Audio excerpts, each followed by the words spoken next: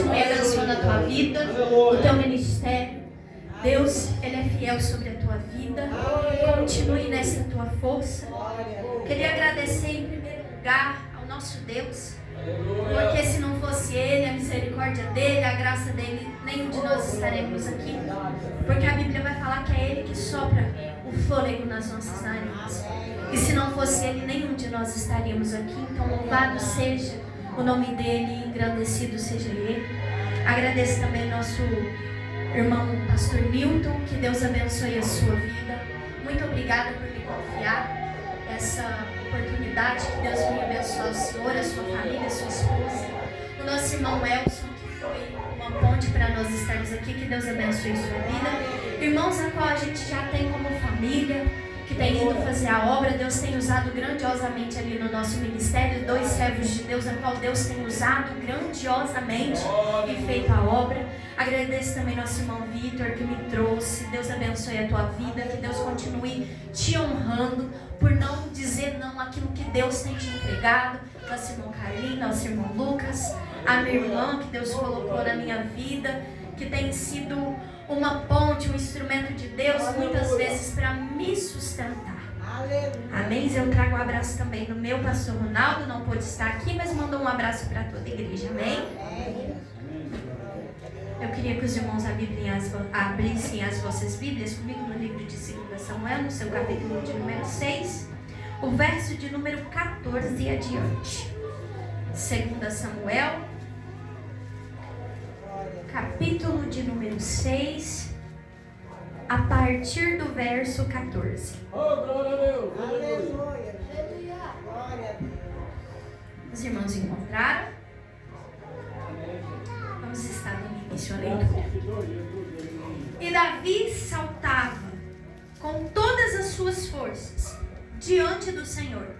E estava Davi cingindo um efode de linho. Assim Davi e toda a casa de Israel fizeram subir a arca do Senhor com júbilo ao som das trombetas. Somente até aqui os irmãos podem se assentar, mas sempre glorificando e adorando ao Senhor.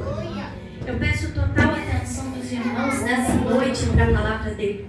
Eu peço que os irmãos eliminem qualquer tipo de distração, qualquer coisa que chame a sua atenção e foque somente na palavra de Deus neste momento. A Bíblia vai dizer no livro de 2 Samuel, no seu capítulo de número 6. Eu quero trazer, antes de adentrar na palavra, um tema que o Senhor me entregou nesta tarde. O tema qual o Senhor ministrou no meu coração era trazendo de volta a presença de Deus. A Arca da Aliança, acerca de qual nós iremos falar muito nesse livro, para que os irmãos consigam entender e saibam o que é. A Arca da Aliança, em simples palavras, ela simbolizava a espécie de um baú. Ele era largo e fundo.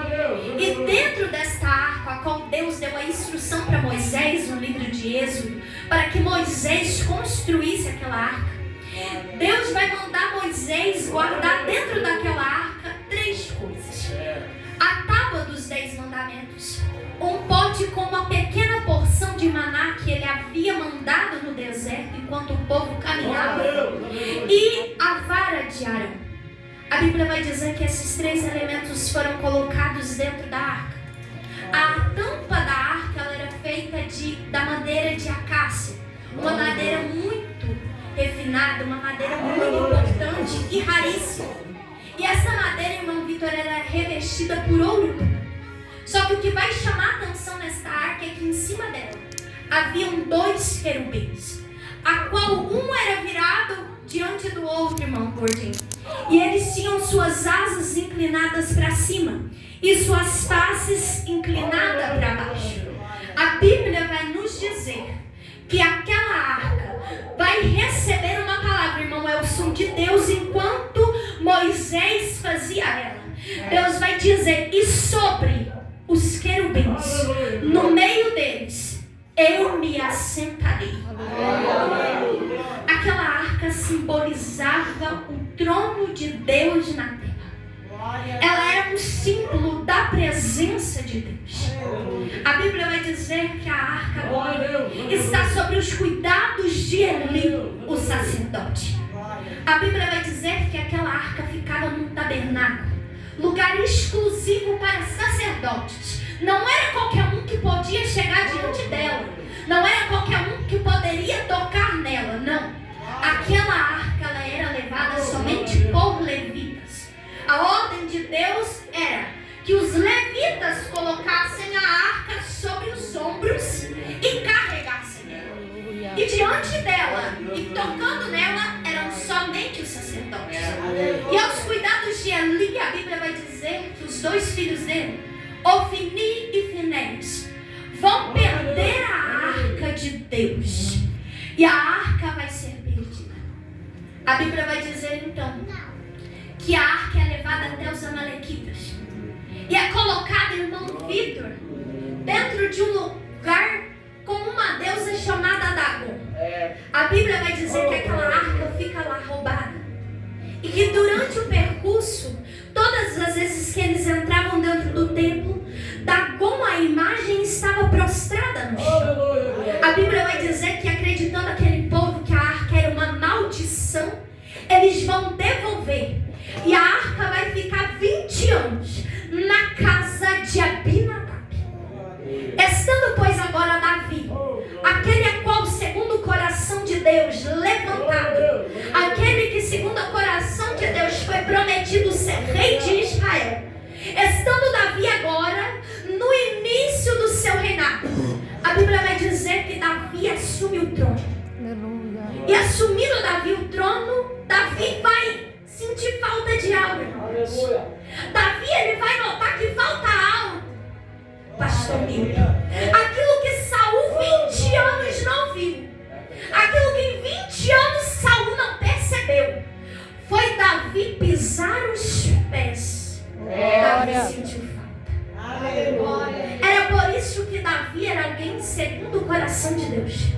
Porque Davi vai assumir o trono, vai olhar, irmão Vitor, eu imagino comigo Davi olhando e dizendo: tem o trono, tem a coroa, tem as vestes de linho, tem o palácio, mas falta algo.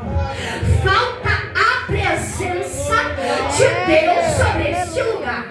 Eu vou melhorar para você começar a adorar o Senhor. Davi vai olhar e vai dizer: tem trono, tem coroa, mas falta algo. Falta a presença de Deus. Eu já quero começar a liberar algo de Deus na tua vida. Não adianta ter cargo e não ter a presença.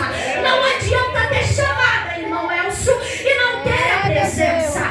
Deus está dizendo nesta noite: não adianta ter tudo.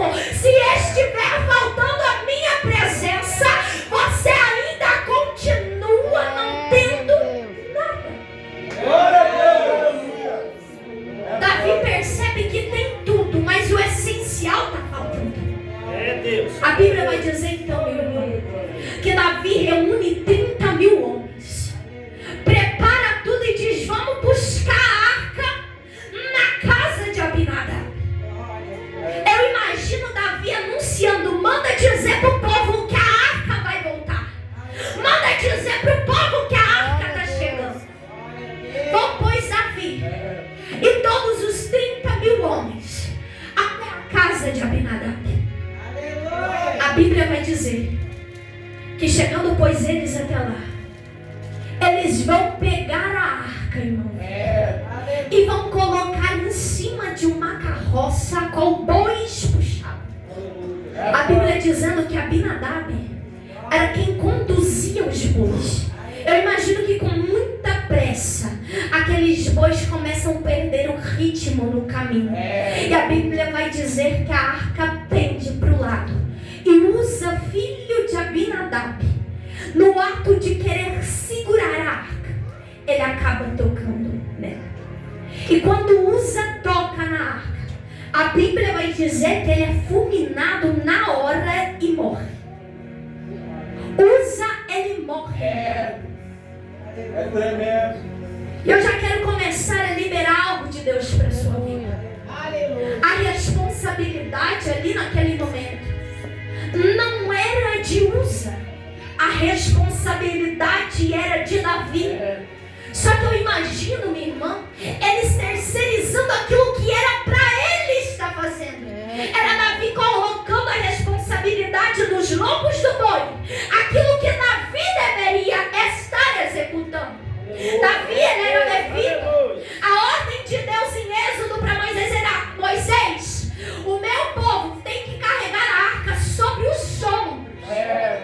Davi, sabendo das escrituras, Davi vai colocar num carro de boi. Era lógico aquilo que Davi pensava. Era prático aquilo que Davi estava fazendo. Afinal, é pesada. O caminho era longo. Só que Davi estava terceirizando aquilo que era para ele. E quantos de nós não temos sido como Davi, irmão? Temos terceirizado a nossa chamada. Temos terceirizado aquilo que Deus nos entregou. Eu vim como boca de Deus para dizer para você: não terceirize aos outros aquilo que o Senhor entregou nas tuas mãos. Porque, pastor Milton, é muito fácil a gente esperar tudo do nosso pastor, do nosso líder, enquanto Deus está dizendo: eu levantei, foi você. Eu chamei, foi você. É Deus dizendo nesta noite: se eu chamei para evangelizar porque está esperando o outro, eu chamei, foi você. Toma posse, levanta e vai. É Deus dizendo: eu te chamei para pregar porque está esperando a voz de alguém. Eu falei, levanta e faz. É o Senhor dizendo para pessoas: para de terceirizar aquilo que eu entreguei para você. A segunda coisa muito importante que nós vamos aprender: a intenção de Davi, ela era boa, porém ela transgredia a lei de Deus. E não adianta existir boa intenção se ela transgride aquilo que Deus falou sobre a terra. A ordem de Deus é: carrega a arca nos ombros. Davi colocando em cima dos bois. A intenção até era boa, mas não condizia com o propósito a qual Deus mandou.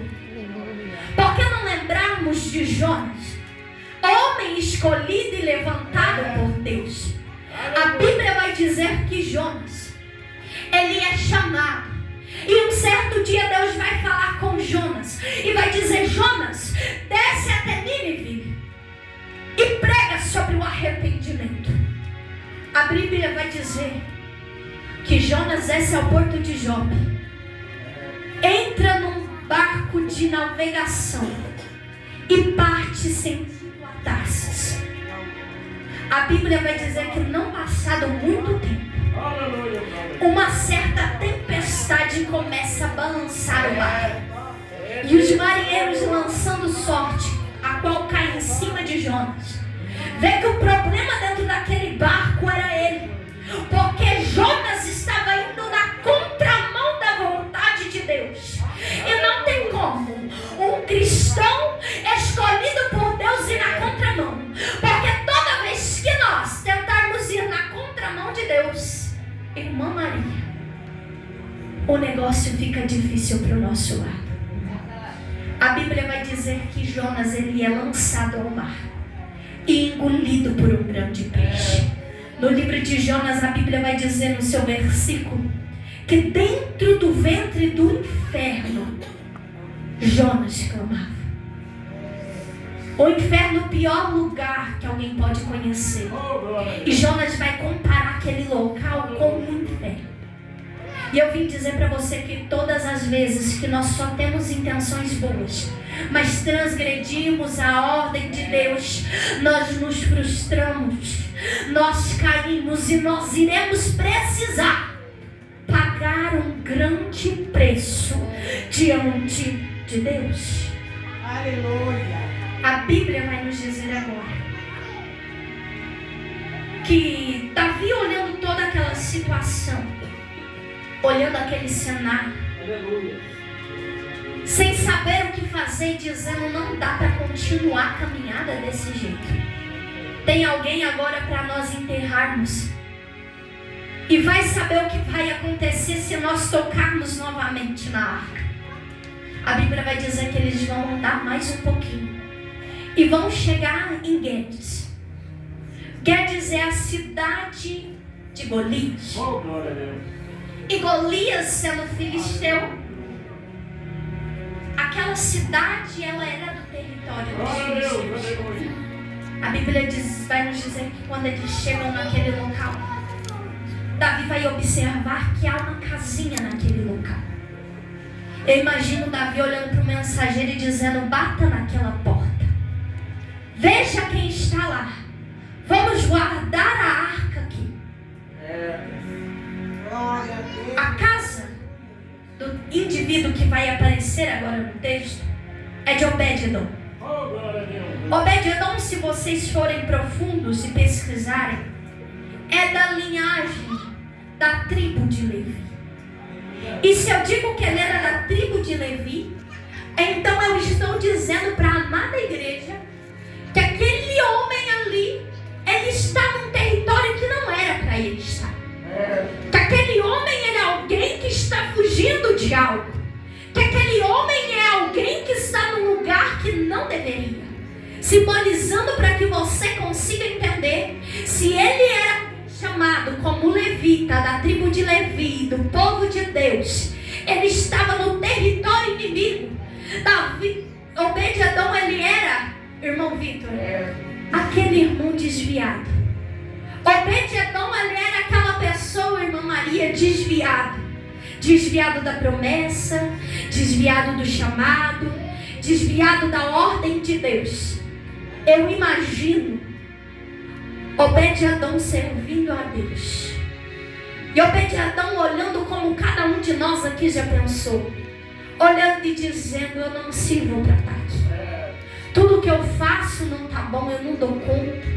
Não tem jeito. Eu imagino Obed-edom olhando e dizendo: eu vou fugir para um lugar aonde este povo não vai me achar.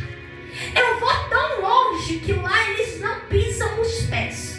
Eu vou para tão longe, mas para tão longe que lá eles não me acham. Lá eu desvio em paz. Só que a Bíblia vai dizer que alguém vai bater na porta de Obed-edom. Eu imagino a esposa de Obed-edom gritando e dizendo: Obed-edom, atende a porta. Eu imagino Obed-edom levantando, indo em direção à porta, abrindo a porta e dizendo: quem é? Eu imagino o mensageiro, é do palácio de Davi. Eu imagino Obed-edom olhando e dizendo: o que é que você quer? E o mensageiro dizendo: olha, nós viemos pelo caminho, alguém morreu e precisamos de algum lugar para deixar a arca de Deus. Eu imagino Obed-edom olhando e dizendo: aqui não tem jeito. Eu imagino Obed-edom olhando e dizendo: meu Senhor. Obed-edom até tentou, irmão Lucas, fugir. Só que a presença de Deus achou a casa de Obed-edom. Eu vim dizer para você: não pensa em fugir dos caminhos de Deus. Porque Obed-edom pensava que ali ele não seria encontrado. Só que o nosso Deus é aquele a qual nós não podemos fugir dos olhos dele. Ele sabe até o nosso passo antes da gente saber. Eu vim dizer para você: a presença encontrou a casa de Obed-edom naquele dia. Eu vim como boca de Deus para dizer para pessoas que chegaram dentro deste culto dizendo ser o último, para pessoas que chegaram dentro desta casa pensando que seria a última vez, que seria a última oportunidade, irmão Vitor. Eu vim dizer para você: não tem como fugir, sabe por quê? Porque a presença de Deus te encontrou neste lugar, nesta noite. Não adianta fugir, porque a presença de Deus veio de encontro com você.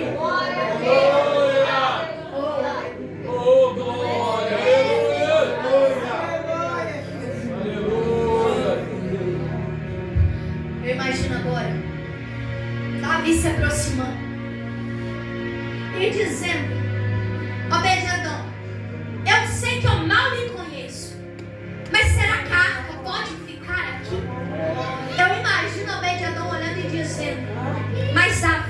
sou digno.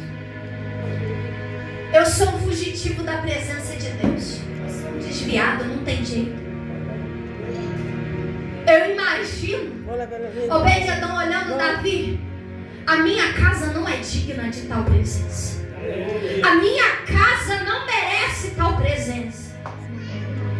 E eu vim dizer para você que chegou aqui hoje dizendo: meu Deus, não tem como o Senhor me usar desse jeito. Não tem como fazer parte do teu corpo desse jeito. Eu vim como boca de Deus para te dizer que Ele conhece as tuas fraquezas. Eu vim como boca de Deus para te dizer que Ele conhece as tuas transgressões. E Deus, assim como a irmã disse, você pode até ter chegado neste culto hoje quebrado, mas você ainda continua nas mãos do olheiro. Você pode ter chegado destruído, mas Deus está dizendo: eu conheço a tua fraqueza, e é nela que o meu poder se aperfeiçoa. É nela qual o meu poder habita. É na tua casa, Obed-Edom, que a minha presença vai ficar. A Bíblia vai dizer que agora a arca, ela é colocada dentro da casa de Obed-Edom. Eu imagino no primeiro dia uma maneira, Obed-Edom passando cabisbaixo com vergonha na arca. Eu imagino o segundo dia, Obed-Edom olhando e dizendo: será que eu posso chegar ali perto? Eu imagino Obed-Edom olhando de longe e dizendo: não, não é possível. Mas eu imagino o quinto dia chegando, Obed-Edom olhando e dizendo: tá pegando poeira na arca. Eu imagino Obed-Edom olhando e dizendo: tá juntando sujeira na arca, não pode. Eu imagino Obed-Edom com toda a simplicidade chegando até a arca, pedindo perdão a Deus e dizendo: Senhor, eu preciso cuidar da arca. Sabe por quê, irmão Vitor? Obed-Edom até queria se desviar, mas ainda tinha essência. Obed-Edom até queria parar com tudo, só que ainda tinha uma chama, irmão. Obed-Edom ainda tinha algo que queimar.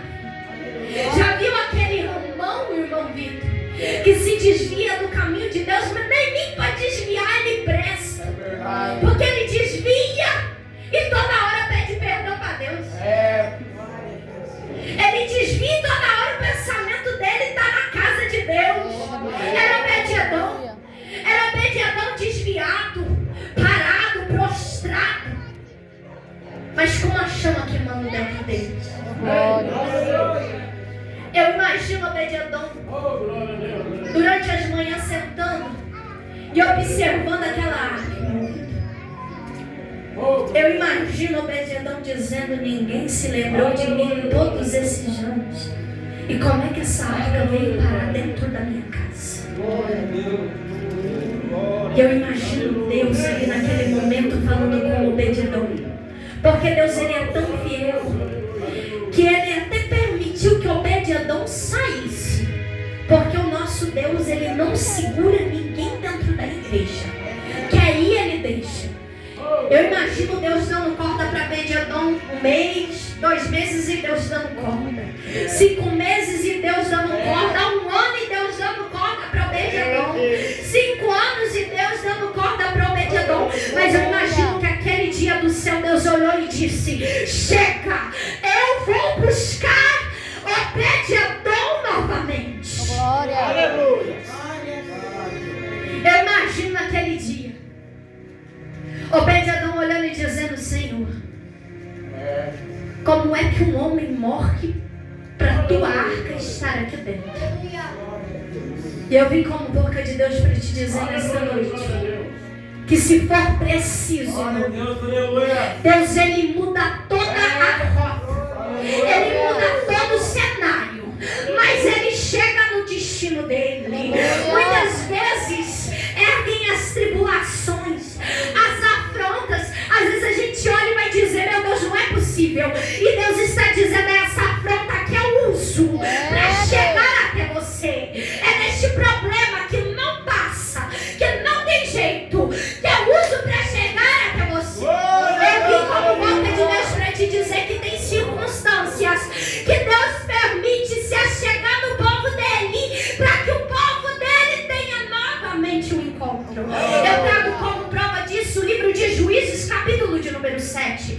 Bíblia vai dizer que mais uma vez o povo de Israel, eles transgridem a lei de Deus, eles entram num ciclo vicioso de pecado.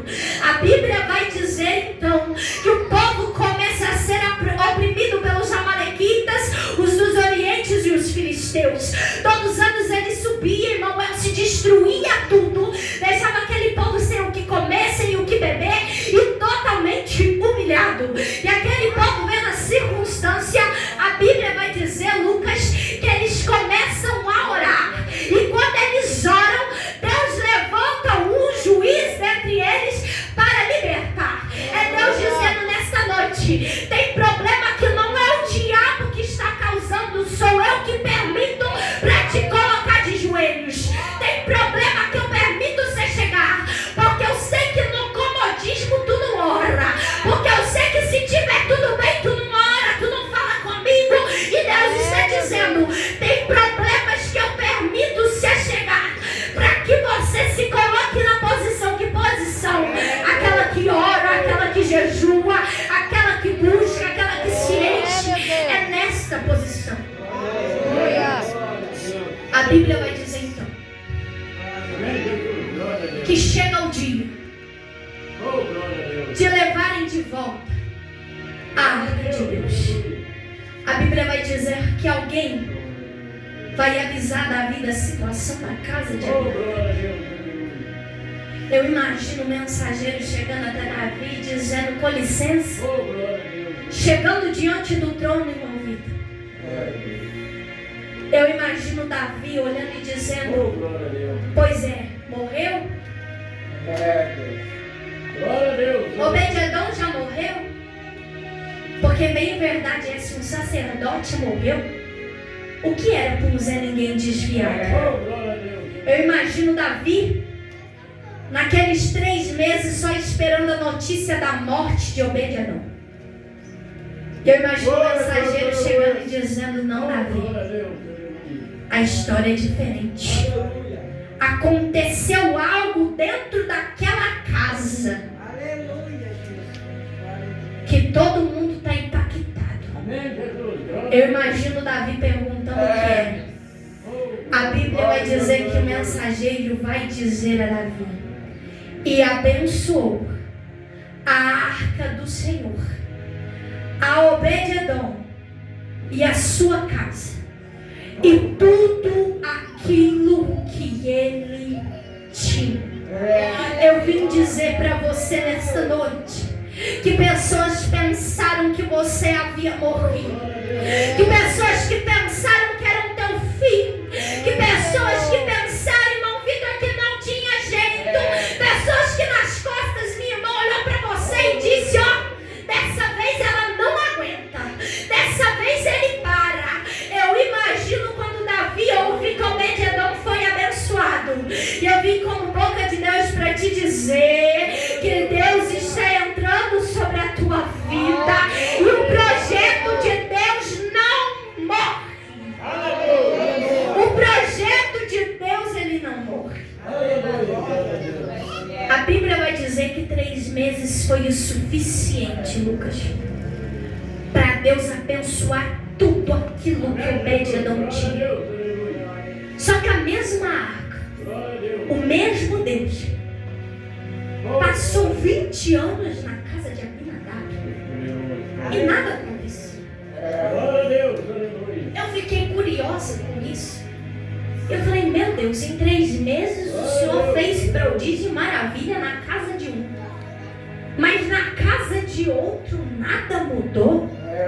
É a mesma presença, é a mesma arca, e ainda é o mesmo Deus. E Deus, ele começou a me mostrar um cenário. Eu imagino, pastor Milton, Abinadab, quando a arca chegou na primeira semana, irmão Vitor, naquela empolgação, naquele amor, irmão Carlinho, olhando para a arca, tratando a arca como um bem mais precioso. Eu imagino que no 2º mês Abinadab já estava acostumando com a arca, já não dava tanta importância. Os filhos de Abinadab vão crescer, vão brincar na arca, pular sobre a arca, e nada muda, e tudo continua mesmo. Mas vai chegar na casa de é ninguém. E bastou 3 meses para Deus mudar a história. Amém. Glória a Deus. Eu imagino Abinadab olhando e dizendo o que é que vai chegar. Aleluia, Deus. Glória a Deus, aleluia. Só que era Obed-Edom cuidando da arca de Deus, Aleluia. cuidando daquilo que Deus entregou. Irmãos, nós estamos vivendo um tempo aonde fazemos para Deus por obrigação e não por amor. Era Abinadab tratando a arca como obrigação, e era Obed-Edom tratando a arca como amor. Tem gente que vem para o culto, pastor Milton, com medo do que é que os outros vão pensar. Hoje eu vou, só estou indo porque senão fulano vai falar de mim. Hoje eu vou para oração, irmãos, porque senão o irmão vai levantar calúnia do meu nome. E aí essas mesmas pessoas vão olhar o irmão do lado sendo abençoado, irmão Vitor, e vai dizer qual é a diferença se eu estou mais tempo na presença que ele. A diferença é que você vem por obrigação e para agradar o outro. E aquele que chegou há pouco tempo vem para adorar, vem para glorificar e vem para buscar a Deus, vem para sentir a presença do Espírito Santo. Eu vim dizer para você nesta noite que não adianta chegar no culto por obrigação.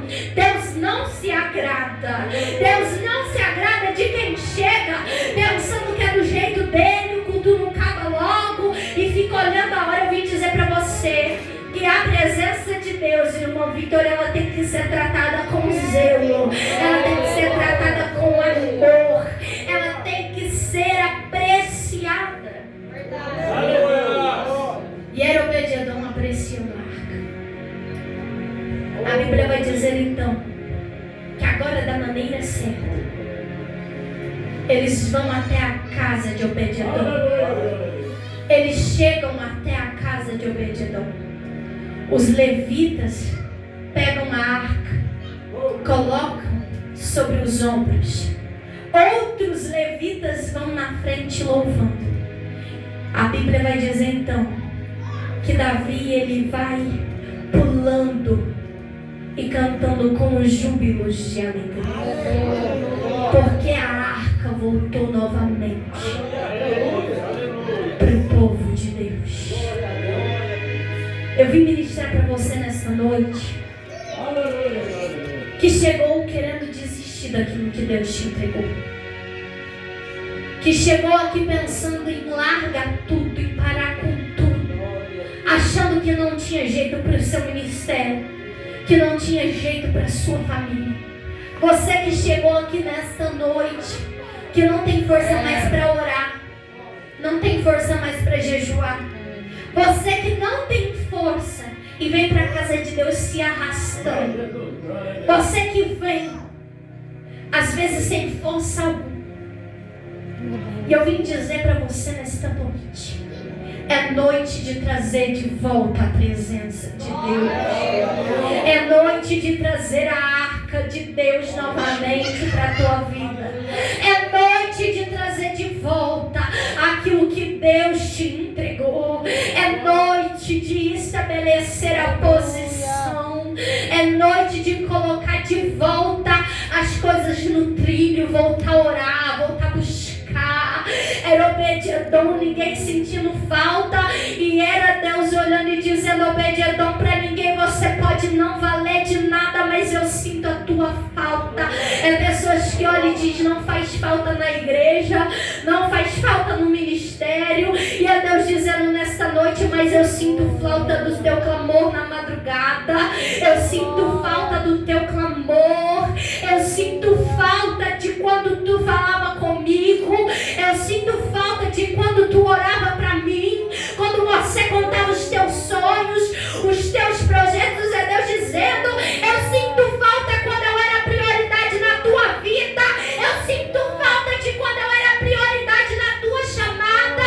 Deus está dizendo nesta noite: eu sinto falta quando eu era o centro da tua vida, quando eu era o centro, aleluia,